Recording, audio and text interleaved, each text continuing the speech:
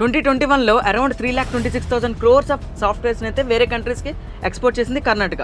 And ఈ record ని ఇప్పుడు దాకా ఏ స్టేట్ అయితే బీట్ చేయలేదు. Hello everyone, this is day 5 of 28 days 28 states and their revenue. Karnataka production విషయానికి వస్తే అరౌండ్ 28.5 crore kgs ఆఫ్ కాఫీని అయితే ఎవ్రీ ఇయర్ ప్రొడ్యూస్ చేస్తారు.